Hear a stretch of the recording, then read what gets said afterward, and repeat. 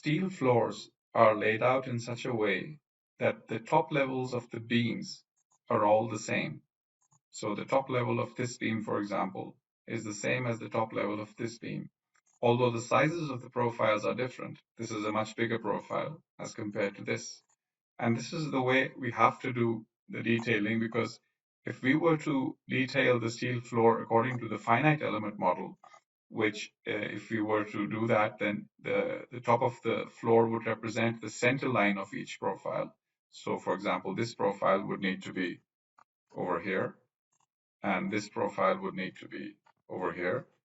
And this, now the center lines are meeting at the top level of the floor, but now they're not making a floor at all. It's a very hilly terrain. You cannot make a flat floor out of this. So for this reason, we are forced to place them in such a way that their top levels coincide. Now, fortunately, this is not a big problem, because even if we detail the floor like this, which we have to in order to get a floor to begin with, a flat floor, but it does not create any major problems as far as the finite element model is concerned. No large extra moments, etc., are created in the floor. But the situation is not the same everywhere. So, for example, it's very different with vertical bracing. Now, if you look at these vertical bracings over here, as far as the mathematical model is concerned, if I convert it into a line mode, these vertical bracings have to come and connect into this beam right here. But the problem is that if we put the node at this point, then as far as the detailing is concerned, because of the centerline modeling, we will have eccentricity as an extra moments in this beam because of these vertical bracings.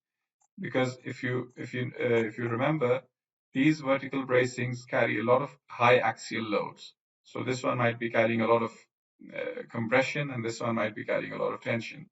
Now the vertical components will cancel off, but the horizontal components will add up. And if the working point is the top of the beam, which it has to be if we want to create a valid finite element model, then we will have a net horizontal force at the top of the beam, top flange of the beam. And this will create an eccentricity which will be equal to the half of the height of the beam. And that will create major moments. For this reason, you will see that although the engineers will model like this, the draftsman will delete these elements. They will not accept these elements as such. So they will, let me just delete them temporarily. And what the draftsman will do is they will create a different model from scratch. So in order to avoid this problem, what the draftsman will do is that they will create the vertical bracing again at a point which is slightly lower than this point. So they'll go to the bottom of the column, and instead of snapping to this point, which is in agreement with the finite element model, but they know that they can't detail it at that point because that's going to create lateral forces in the member. So they select a point which is, say, 150 millimeters, which is half the size of the beam, half the height of the beam, below that point rather than at that point. And the same for the other one. So they will select this one, and instead of snapping to this point, they will snap to a point which is 150 millimeters below that point. And this is the way detailing should be done. There's nothing wrong with that. But now we have a problem.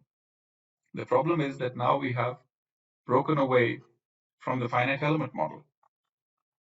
If you notice, your vertical bracing is not meeting up with the beam now. If we make it meet up with the beam, then we have eccentricity problems. If we break it away, then we have other problems, or we no longer have a valid finite element model at this point. So what is the solution?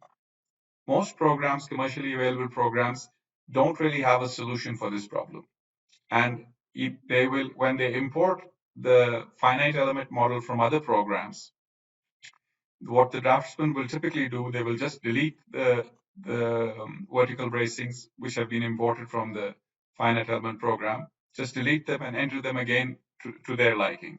Now, this obviously destroys the whole idea of importing from a finite element package, because those elements have all the forces inside, and there's a connectivity and lots of things which cannot be done without connectivity. So this is not a small problem. This is a huge issue. What we need is a way in which the finite element can also be maintained, and yet the detailing position of the vertical braces can be changed so that they lie in the middle of the member as shown over here. This is the problem which we are facing. In COMOSYS, the solution is very simple. You do not go play all these games by shifting the working point to some other location. I'll do what we do in COMOSYS. I'll delete these members which are incorrectly placed and they've created a bad finite element model, and I'll recreate the vertical bracing from here to where it should be, this point, and similarly from here to where it should be. And now my finite element model is correct, as we can see in the line mode. But I also now need to pull them down, pull this one slightly down. So the angle of this profile will slightly change because the bottom point is perfectly fine. I don't want to do a rigid body movement in some direction. The actual physical alignment of this element needs to change. So the first point needs to stay where it is, and the second point needs to come down 150 millimeters while maintaining the finite element model. So a very quick and easy way to do this is to just select the members which you want to adjust, as we call this procedure. You select the vertical bracing, you go to your manual adjust command, which is in the steel menu. You go to the manual adjust command and you say adjust the frames manually. The moment you click on that, it asks for a point, which is the source point. So the source point is basically the top where they're currently residing. And I'm selecting that. And then it asks for a target point. So I want the same point to be moved dz minus 150. When I do that, both the vertical braces are moved to that proper detailing point at which they will not create um, any moments because of the eccentricity. So this is exactly where I want them to be. But the good news is I haven't broken the finite element model. If you look at the finite element model, it's still at that point, but the 3D model has been shifted. And this is achieved by entering these numbers. If I go back to the geometry tab, these numbers in these start and end offsets, which are offsets which do not affect the finite element model. And because they do not affect the finite element model, they only affect the detailing model. And for this reason, in COMOSYS, the draftsman can continue from where the engineer left off. He does not need to delete these elements and enter them again at incorrect places, losing thereby all connectivity, all information on loads which might have existed in those members.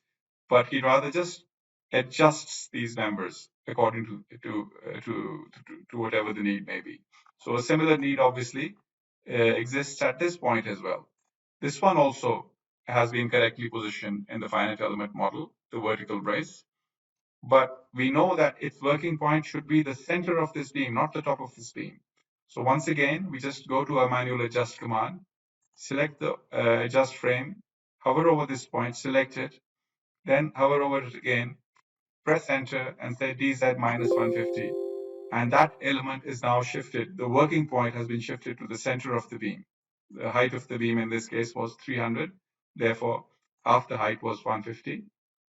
So by using this manual adjust command, I have now shifted this brace to exactly where it needs to be, but in such a way that the finite element model is not disturbed. And this is exactly what we want.